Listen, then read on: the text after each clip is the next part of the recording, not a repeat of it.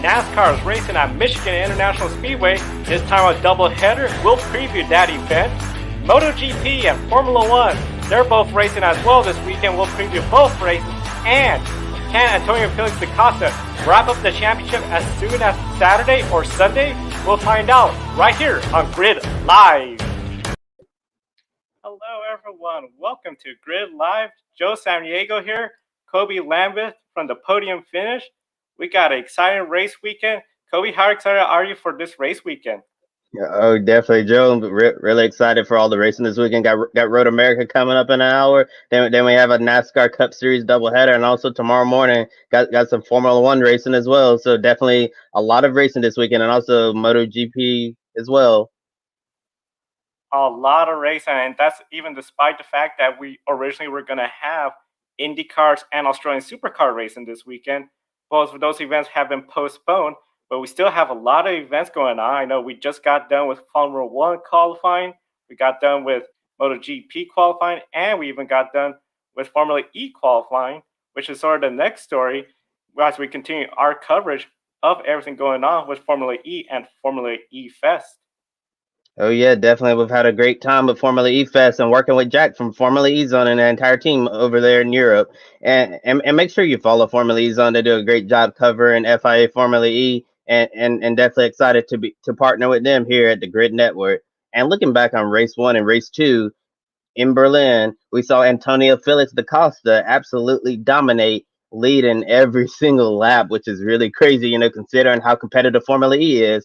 And Antonio Felix da Costa scored 58 out of a possible 60 points, which was absolutely amazing. And and looking at qualifying, Da Costa was ninth fastest in Group 1 ahead of race 3, he had a disadvantage of going out first. Jean-Eric Vergne, however, took the pole and keeping his championship hopes alive. And looking at the top 10, joining Vergne on the front row is Max Gunther, who's definitely had a rough time in Berlin, first getting disqualified from the first race due to using too much energy. And then he had a puncture in the last race, which really set him back. And third, Jerome D'Ambrosio, then got Stoffel Van Dorn in fourth, and Alex Lynn rounded out the top 5. Robin Frein sixth, seventh, Andre Lauderer, Nick de Vries in 8th, Antonio Felix da Costa in 9th, which really surprised me a bit, and then Oliver Roll in 10th.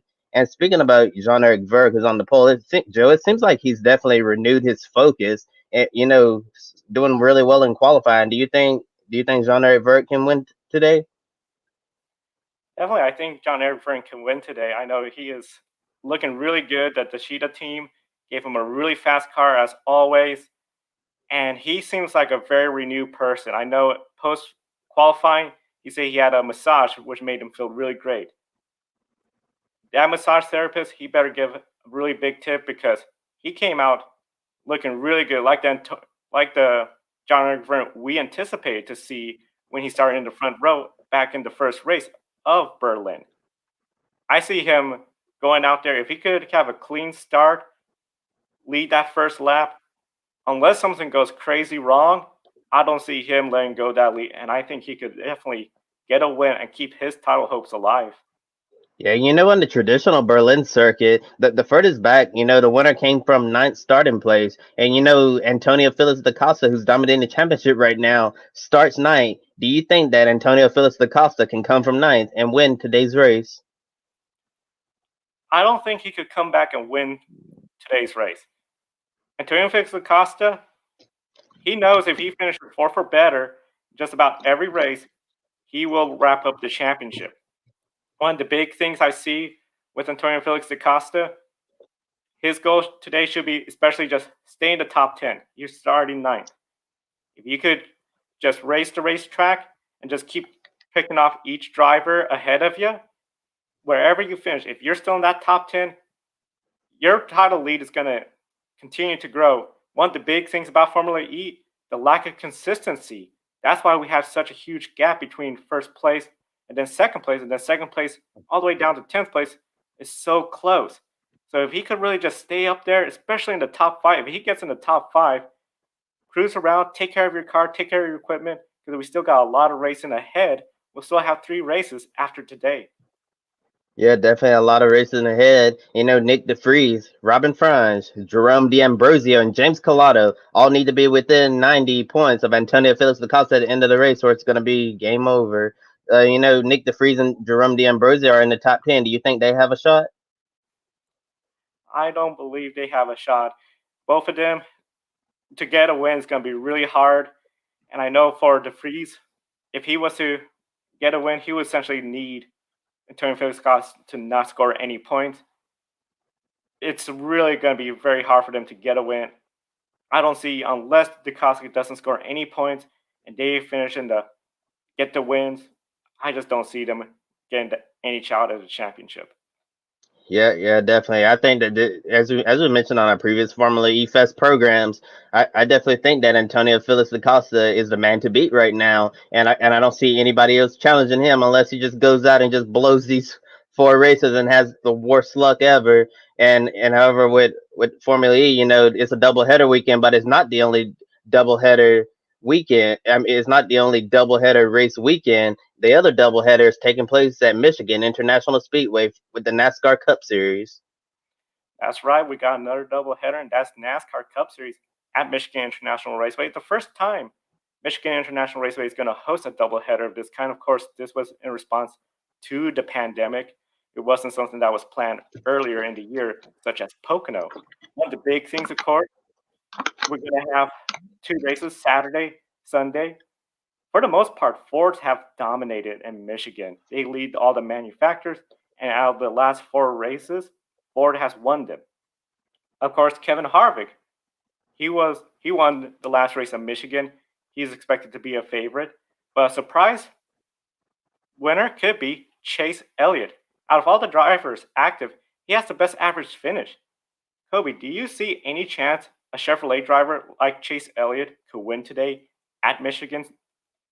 No, I don't think Chase Elliott is going to win, or this weekend. I don't think we're going to see a Chevrolet driver at all. I think in race one we're going to see a Toyota driver win, and in race two I think we're going to see a Ford go to victory lane. And for my pick of winners later on in the show, I'm going with two Michigan natives to take the victory, and I'll let you guys guess who they are. I think I got a good idea who they are. Now, of course, you mentioned Toyotas. Interesting fact about Toyota at Michigan, they only have 5 wins. As a manufacturer, that puts them behind Dodge and Mercury. It's just sort of amazing considering how Toyota has always been really fast, especially the last couple of years, winning a lot of races. Of course, defending champions in a Toyota with Kyle Busch. But the last time Toyota won in Michigan, 2015, with Matt Kenseth, who of course is running a Chevrolet now with Chip Ganassi Racing. The last current Toyota driver to win at Michigan was Kyle Busch back in 2011. Now we know Kyle Busch is in a really tough spot with the championship. He's still within the top 16, but he still has no wins. Doesn't seem to be on form. Do you see him rebounding here at Michigan and trying to get a win? Whoa, I see you mentioned Dodge and Mercury. That's very vintage right there, Joe. Thinking about a blast from the past. But speaking forward, looking at Kyle Busch today, I actually don't think Kyle Busch is going to get the win this weekend. I do think that Toyota is going to win, but it's not going to be Kyle, and Kyle is just going to have to keep waiting for that first Cup Series win of the season. He has to probably keep waiting. I know one of the big things, Kyle just does not seem to have that momentum, that speed. Something's really amiss with the team. It's just going to be really interesting to see how they respond this weekend. One of the big people we're all looking at on how they will respond this weekend has to be somebody where his home state is Michigan, Erik Jones. It was announced earlier this week he will not return back to the 20 car. That spot is going to likely go to Christopher Bell. Of course, Erik Jones, he's released a statement. He might have a deal already lined up. Could be as soon as next week announcement. Do you see him being more motivated, especially this is his home state track, to go out there, win, and prove a point that he is a winner, and it's sort of a mistake to let him go? Oh, absolutely. Eric Jones is going to be just as motivated as ever to win. I think it's definitely going to light a fire under him. He's going to go out there and try to prove to Joe Gibbs that he's making the wrong decision to let him go, and go with Christopher Bell, who may have who may have a a larger upside right now than Erik Jones because all of the money and time that TRD has invested in Christopher Bell. So I'm sure Erik Jones is definitely going to go out there and and keep fighting hard and show that Joe Gibbs Racing should have re-signed him, and definitely Erik Jones is might with Erik Jones being out at JGR. I'm sure he's definitely going to be driving extremely hard and showing that they should not move on from him. I agree. Definitely, he could go out there, prove you guys are making a mistake by letting me go. The other thing too, I feel he's now going to have a lot less pressure. The pressure of where are you going to be next year? Are you going to try to keep your ride? Could Christopher Bell take over your ride? Well, now all those answers have been questioned. If he does have a deal likely lined up, he could just focus on going out there, getting a win, getting himself in the playoffs, and then he could really make a statement. I think this is really going to be a great opportunity for him to rebound. Now, of course, with Michigan, traditionally Michigan has been a track where we see very few cautions. A lot of times it becomes a fuel mileage race. Of course, now we have stages, so fuel mileage hasn't been an issue too much, but still the lack of cautions. The last 3 races in 2020 this year, 10 cautions or more. Michigan, we've seen races with less than 6 cautions just about almost most of the time. Do you see today and Sunday a race with less than 6 cautions, or do you think we're going to continue that trend of seeing multiple cautions leading up to 9, 10, and more? Well, I'm going to go out on a limb and say that in one race it's going to be really calm, and we're going to see less than 6 cautions, and in the other race, I think all heck is going to break loose, and we're gonna see caution after caution. The term cautions breed cautions. I definitely think that typically we will see one race that's very tame and one race that's very chaotic. I don't know which one is going to be either today or tomorrow and Sunday, but definitely I think that each race is definitely going to be different. Each race, I believe, will be different as well. The big thing I see as well when it comes to Michigan, it is such a lot of grooves out there. Looks like they did still put the PJ1 traction compound. That will make it a little trickier, especially the first race where it might be more slick. That's where I think we're going to see a lot more cautions. But I do think possibly in the second race, Sunday, we're going to see essentially traditional Michigan long green flag runs, less than 6 cautions. It's going to be a really good race. Definitely, of course, everybody's going to be following it, especially the points. We'll cover more about Michigan and NASCAR later on in the program. Now we'll do some quick takes on some of the latest news from around motorsports. Yeah, starting with World Rallycross, the World Rallycross Championship has moved Rally Turkey up by 1 week. The new dates are September 18th through 20th, and opening time for potentially more rally races between Turkey and Germany. And the last World Rally Championship race was on March 15th in Mexico. When it comes to the Indy 500, Rick Ware Racing and Jacobs Company are going to enter the 104th running of the Indianapolis 500. This is in partnership with Dale Coyne Racing, and James Davison is going to be their driver. Right now, they're looking at 31 confirmed entries in the field. Of course, 33 is the limit. If they get another 2 this week, which we assume IndyCar is probably working on, it's going to be something where we may not see a whole lot of bumping, but definitely an exciting entry to see Rick Ware Racing and James Davison. In more Indy 500 news, the winner of the Indianapolis 500 will take home a purse half the normal size due to the global pandemic impacting the entire world. And without ticket sales, the Indianapolis Motor Speedway is going to lose out on $20 million in revenue, according to Racer.com. Chip Ganassi and others have maintained that winning is more than money. And also, the balloon release has been canceled this year due to a reduction in personnel, and also it has been criticized because it's not necessarily great for the environment. And I've seen some people say that they'd be glad if this tradition, just went away forever and remained in the past. And as of now, we currently have 31 teams confirmed for the Indy 500, so we need 2 more for a full field. And the first day of practice is early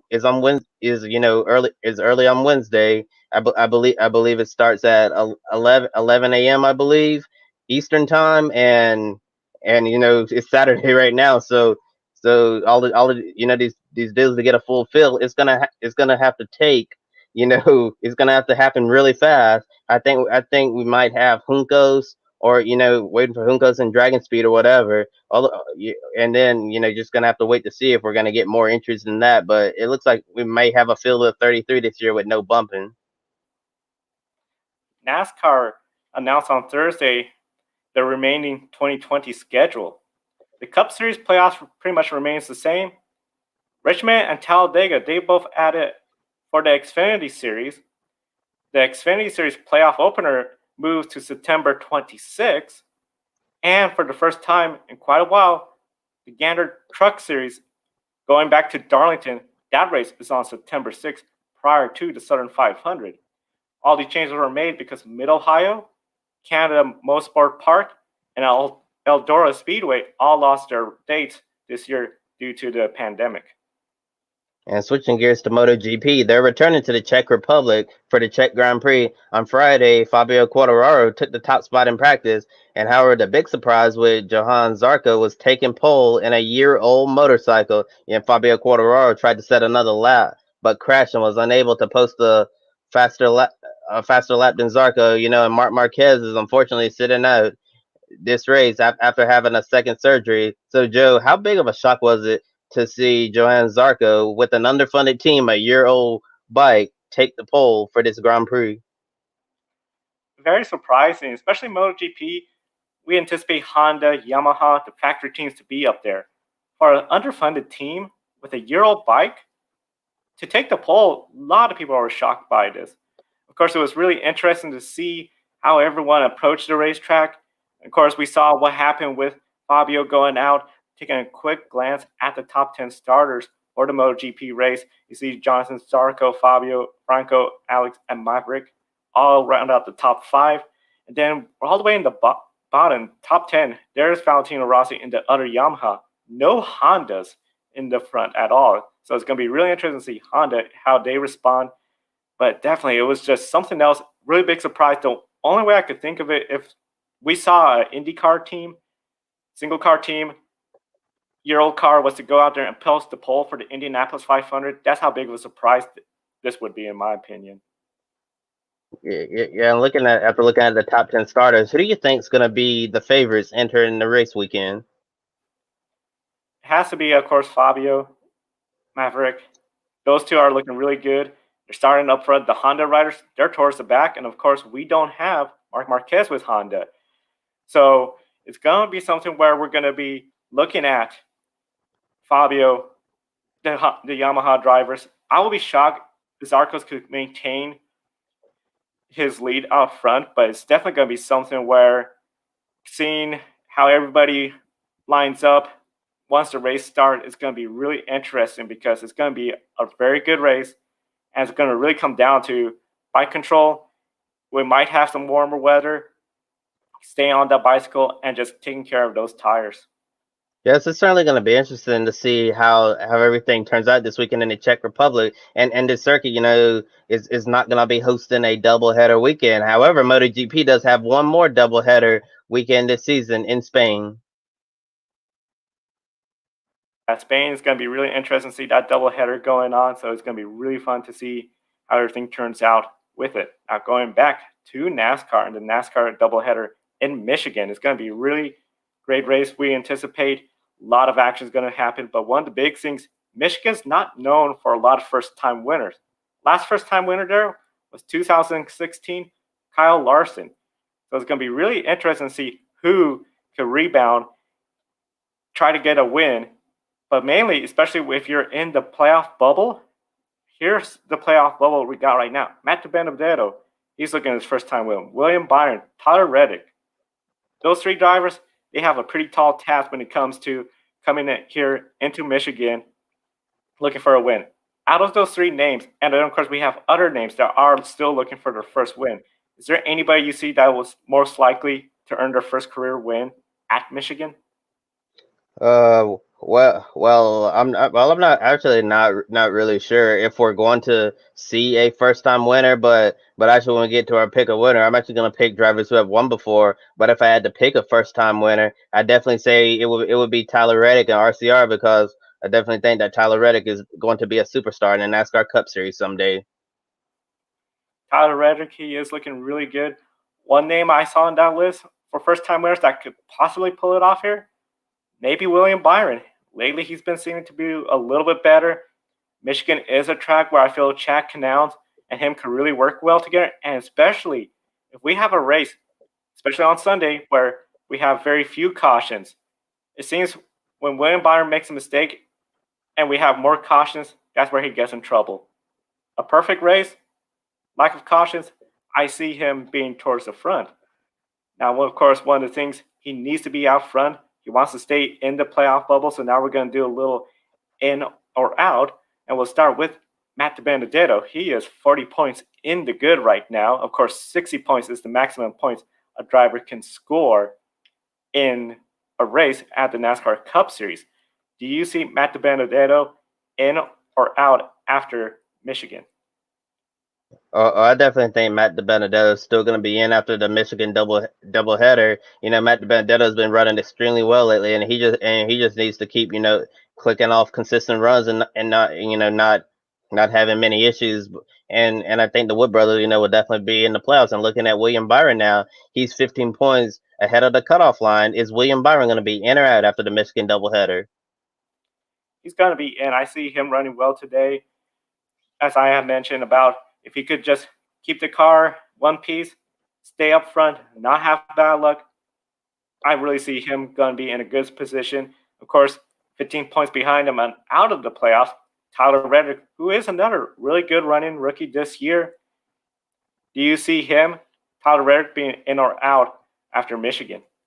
I still think Tyler Reddick's going to be out after Michigan. However, I think it's going to be barely out. I think he's going to cut that 15-point deficit in half at least, and head into the next round. I believe it's the Daytona Road Course. I think Tyler Reddick's going to get closer and closer to getting into the playoffs on points. And looking at Jimmy Johnson right now, he's 25 points out. He's starting to get in desperation mode for the 48 team. Do you think Jimmy Johnson's going to be in or out after the Michigan doubleheader? I see him being out unless he was to go out there and get a win, which I don't think the team is that capable of. The Chevrolets, I don't think they're going to pull off a win at Michigan unless, you have some of the top favorites just miss the setup, have some bad luck. I don't see him doing it, especially I anticipate William Byron to have a really good race up front.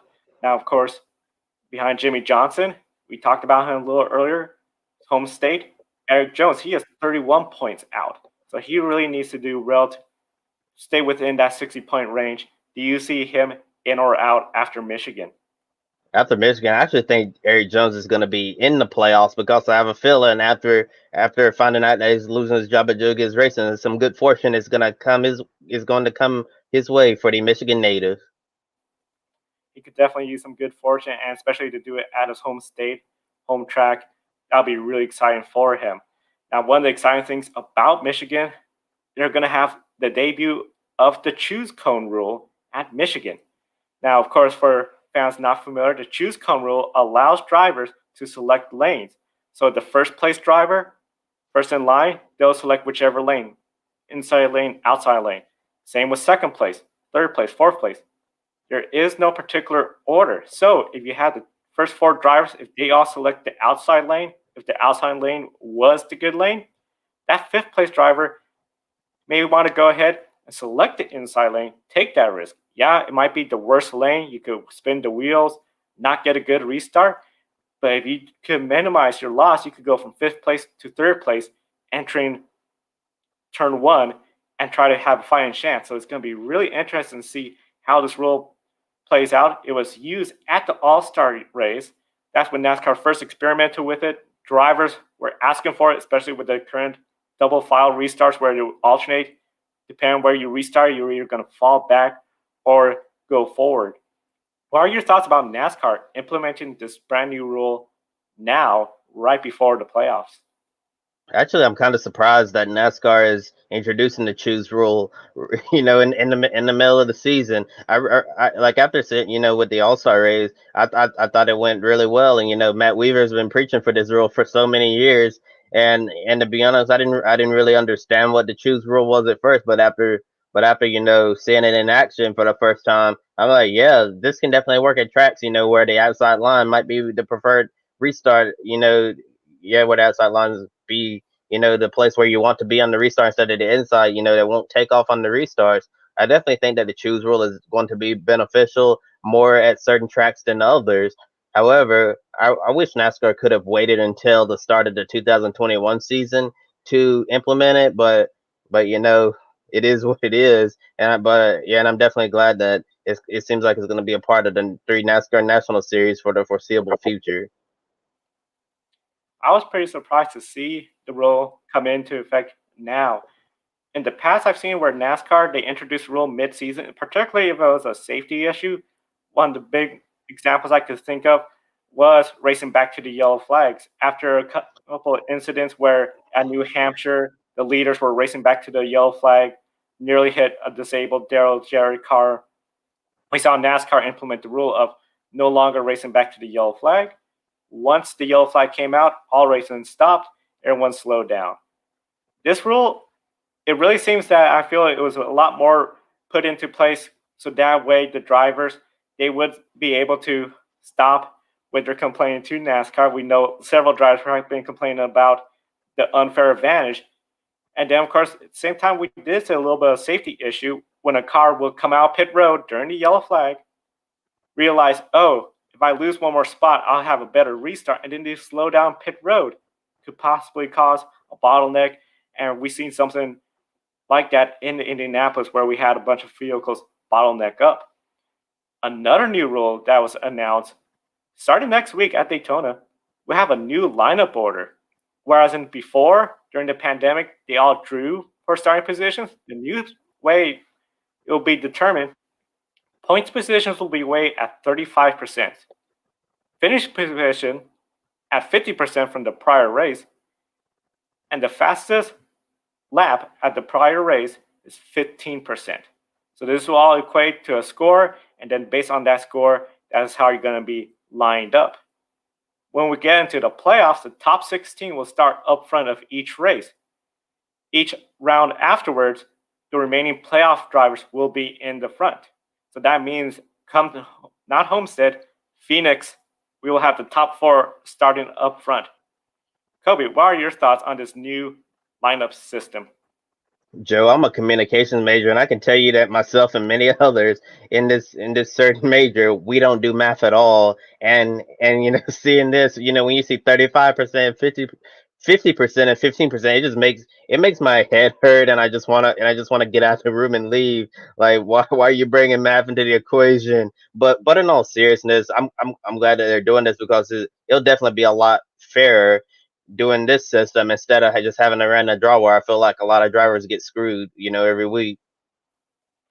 Yeah, especially this is a good opportunity for some of the non-charter drivers as they've been having some good races, especially in the short tracks like Bristol, Martinsville.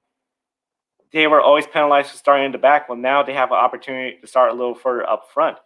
Speaking about starting up front, let's take a look at the NASCAR top 10 starters for today's race. Joey Logano, Denny Hamlin, Kevin Harvick, they're your top 3 right now. Of course, this was all by the draw. Aric Almirola, who seemed to benefit the most from the draw with so many poles, is 4th.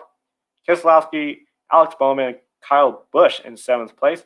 Then we have Chase Elliott, who leads all active drivers with the best average finish. Clint Bowyer and Kurt Busch round out your top 10. So it's going to be really interesting to see what happens this race with those top 10 starters. One of the big things, of course, a lot of people with this new starting lineup order do feel the same way, where it is a little bit more fair, a little bit more equitable. And the other thing, too, this might be, even though it involves math and it might be a little harder for the casual fans to follow, we could recall on how, for example, Formula One, they have to discuss reverse grid order, starting with reverse point order, or different ways. So this might be a good example for Formula One or other series to look at, okay, if we don't want to just have it where the fastest qualifier starts up front and dominate a race, this might be a system where, depending on how they do the prior race, they may not start up front. So it's going to be really interesting to see how this all evolves. Yeah. And looking at Formula One, see, you mentioned the idea, of of looking at reverse grids. And before we get into the 7th anniversary Grand Prix, Joe, I wanted to ask you. People always say that with Formula One, if they did reverse grids, like whoever finished 20th in the last race, they're just gonna reverse. Whoever finished like 20th and 19th, that's gonna be the front row for the next Grand Prix. I understand, people would not like that because it's considered a gimmick. But although if you have the slowest cars, in Formula One starting up front, and you have Lewis Hamilton and Valtteri Bottas coming from the last row, don't you think that it would make the show a lot more exciting watching the fastest cars fight through all the dirty air and try to get by a lot of the cars that typically run at the back of the field? It'll definitely make it very exciting. I know for the fans, a lot of times they want to see passing, they want to see maneuvers. I mean, look at some of the best memories of Formula One people think of. One of them was Spa when you had Schumacher, Hakkinen racing each other. They split the lap car. Hakkinen got the pass made. While some of the diehard fans don't mind seeing a race where a driver just dominates the field, leads every lap, because it is a very hard feat for not only Formula One, but any sport. Still, a lot of fans, they will want to see that passing. They want to see that action. So it's definitely something where for Formula One, it would be interesting to see if they were to do something like that, because we know Mercedes has been vocal that they don't want some kind of gimmick just to make the racing more exciting. Yeah, yeah, definitely. I understand a lot of the traditional fans would not like that type of gimmick, but me personally, I definitely think it would be a lot more interesting watching the Mercedes come from the back and try to fight their way to the lead. I definitely think that it would have the fans up on their feet watching them claw their way through the field. And after last weekend's British Grand Prix, we saw a string of tire failures in the closing stages, and in the end, Pirelli ended up conducting an investigation, and it was determined, that the warm temperatures and a longer stint on the hard tires caused the failures. And for this weekend's 70th anniversary Grand Prix, also at Silverstone, it's going to be a lot warmer this weekend, scheduled to be 86 degrees Fahrenheit, and the tires are a lot softer. And Joe, what does all of this mean? We're not going to see a one-stop strategy. Of course, last week a lot of teams did the one-stop strategy because we had the two safety cars. With that second safety car, everyone made the pit stop, went to the harder tire. Now that harder tire is softer compared to what we had last weekend. So you cannot make it on a one stop. Even if we had very similar two safety cars early on, you're not going to be able to last because we saw the tires degrade. And with the warmer temperatures from last week, they're really not going to be able to make it out, stay long. So we're going to be looking at two stop strategies. I know we've got a lot of starters up there in the soft tires, so that might indicate they're going to go soft, medium, maybe back to soft, especially if you're going to try to get the fastest lap. You may see some teams do that three stop strategy, but I think the two stop strategy, that's really going to be the big one, especially if we get a safety car like we did last week. Next, we're going to look at the top 10 starters for the 70th anniversary Grand Prix at Silverstone.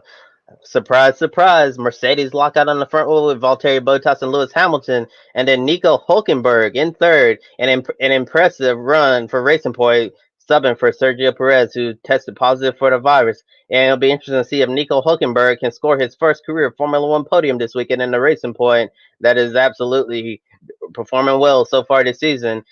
And then in fourth, Max Verstappen in the Red Bull and ran out the top five. Daniel Ricciardo in the Renault and Lance Stroll sixth. Pierre Gasly seventh in the AlphaTauri, qualifying ahead of Alex Albon in ninth. And then Charles Leclerc ahead of Albon, well, in between Gasly and Albon in eighth. And then Lando Norris rounding out the top 10. And Joe, I have a question about Pierre Gasly and Alex Albon. It's like really crazy, to see. It's like roles are reversed. Last year it seems like Pierre Gasly, he just had a really hard time at Red Bull, and now Gasly in the AlphaTauri, he's punching above his weight, and Alex Albon, he seems to be in the position that Pierre Gasly was in last season, struggling in the second car, and Max Verstappen been driver number one. So in your opinion, do you think that Alex Albon is in serious trouble, or do you think that it's not really in his control and Red Bull like built the car, bestly fitted to Max Verstappen's driving abilities. I think you just said it right there. It's more the team is so suited for Max Verstappen. They see him as clearly the number one. Alex Albon, his driving style, not similar to Max Verstappen. So it's definitely a case where we are seeing him struggle. And it is really interesting just because we've seen on how other drivers are now becoming more vocal. When George Russell said Red Bull is making Alex Albon look like a fool, a lot of people started talking, and that really brought up the attention. Okay, Max Verstappen, he can deliver a championship. He needs a really good car. Problem is, if you're his teammate, you're really going to be struggling. You're really the support role, and you're going to have a car that is not going to be so well suited for you. Yeah, you still got the engineers, you still got the ability to change the setup. And what's really interesting, we're going to have the same car this year and next year. Minor changes are going to be allowed, so it's going to be a really tough road for Alex Albon. Yeah, definitely. And one of the biggest surprises in qualifying was Nico Hulkenberg qualified third. Do you think he's going to be a favorite? Oh, Nico, third place. He is definitely a sentimental favorite for everyone watching this race. A lot of people wanted to see him land a ride this year after it was confirmed he was not going to return with Renault. Then this crazy luck of Sergio Perez testing positive. Nico Hulkenberg had a crazy 48-hour span, and then he never had the opportunity to show what he could do in the race because the car wouldn't start up. They had issues, so he never got to start the race. Now he's third, ahead of Max Verstappen. This really indicates, I know last week we talked about, was the pink Mercedes really the pink Mercedes, or did last week really prove it's not what we anticipate? He just proved out there in qualifying, this car is fast. Sergio Perez, we know, was doing really good in qualifying. So now he could really be in a good spot. Remember, third, he's going to be starting behind Lewis Hamilton, the preferred line. He could easily, if Bottas, who is the pole sitter. So if the two of them, Bottas, Hulkenberg, get a good start, and Lewis Hamilton doesn't get that great of a start on the other side, he could be in second place by the end of the first lap. That will be huge. If he could have a podium, that's going to be the big talk around the Formula One community. Yeah, speaking of Lewis Hamilton, Hamilton and Sebastian Vettel had tire issues last week. Do you think that will play a factor in how they approach this weekend's race? I believe so. For Mercedes, they're not just going to say, oh, well, that was just the circumstances. They're going to look at ways of how do we make the car use the tires less. We know Silverstone has faster corners compared to most tracks. We got to make sure that left front tire really is more durable, doesn't get worn out too quickly. So I definitely see them looking at ways at trying to make the car handle just a little bit better for the driver, so that way the tires do last longer, because we do have those softer tires this weekend. Yeah, and Mercedes again, they're looking like the team to beat, and Red Bull will see Max Verstappen up front. And when it comes to the best of the rest, do you think Ferrari will see another podium, or do you think Racing Point will be the ones to beat? Especially after qualifying, I see Racing Point. If Nico Hulkenberg can have a clean race, so no issues with strategy, clean start. Honestly, if they don't have a safety car, I think that'll play in his advantage, especially as the field spreads out. If he could control his pace, whether it's behind the two Mercedes or in between the two Mercedes, which will be a little bit more tricky, I see him easily going to be the best of the rest. We didn't see Vettel get out of round two. He's starting 12th. Leclerc, he's still in the top 10, but further back. Lance Stroll 6th. I see where this is going to be a good race weekend for a Racing Point. Yeah, definitely. And next is time for everyone's favorite segment, pick a winner. And this weekend we're gonna be picking winners for the Formula E Race 4. We already did Race 3 in our program yesterday for Formula E Fest. You got Formula One, the 70th anniversary Grand Prix, the Czech Grand Prix for MotoGP, and 2 NASCAR races at the Michigan International Speedway. And we're gonna start off with Formula E. For Formula E, Race 4, I think it's going to be really interesting to see how Race 3 turns out. But definitely when it comes time for picking, I think we're going to see John Eric Verne. I think he's going to try to make 2 in a row, which will be amazing because that would mean the Cheetah would have done 5 in a row, counting the last race before Berlin. So I'm going with John Eric Verne for race number 4. Yeah, I agree with you, Joe. I'm going with Jean-Eric Verg as well. I think that Antonio Felix da Costa is going to be too far back to get up there and contend for the win. However, we might see some full course cautions or even a safety car, which could make things really interesting. But I definitely think that Jean-Eric Verg is going to be the DS Techeetah driver standing on the top step of the podium. Yeah, it looks like it might be all the Cheetah from here on out. Of course, when it comes to all out in Formula One, that has been Mercedes lately. So when it comes to Formula One, who do you see as potentially the winner for the Formula One 70th anniversary Grand Prix?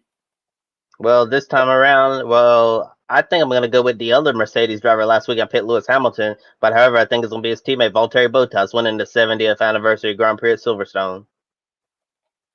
I'm going to go way out there, and I'm going to call a big upset. I'm going with Nico Hulkenberg.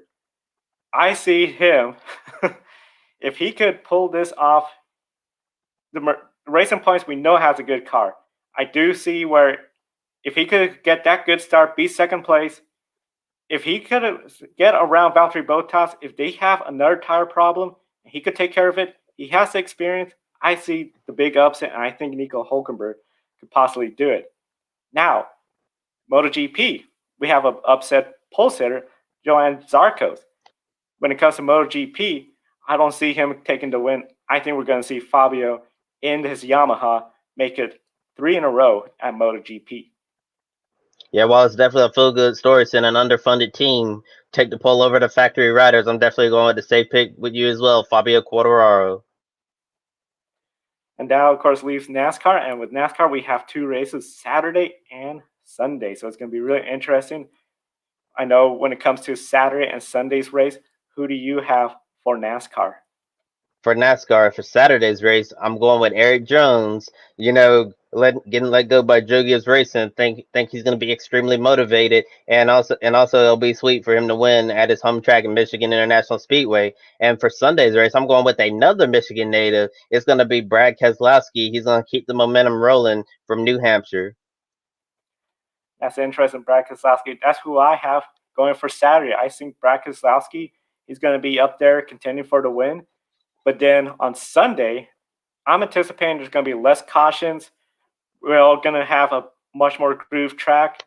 I'm going to go with a Chevrolet. I think it's going to be a surprise to everyone, but I think he's finally going to get it done.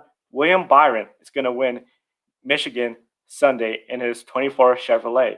Now, we encourage all our fans to definitely participate in Pick a Winner. Use the hashtag Pick a Winner. We'll be searching Twitter. We want to see those picks. Get on the leaderboard. I know Kobe is just 1 win away from getting 10 double digits in Pick a Winner.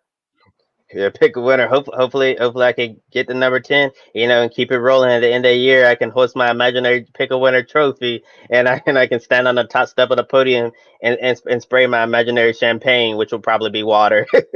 Yeah, and unfortunately, we're out of time. And at the end of our program, be sure to like our videos, subscribe to our YouTube channel, Grid Network, and comment as well. Ask any questions if you want, because we may answer a question live on the air. And also be sure to check out our website, gridranking.com, also our Twitter page at Grid Ranking, and please like our Facebook page, Grid Network. For Kobe Lambert for the Podium Finish.net, he's Joe Samniego. I hope you have a wonderful weekend and enjoy all of the wonderful racing ahead of us.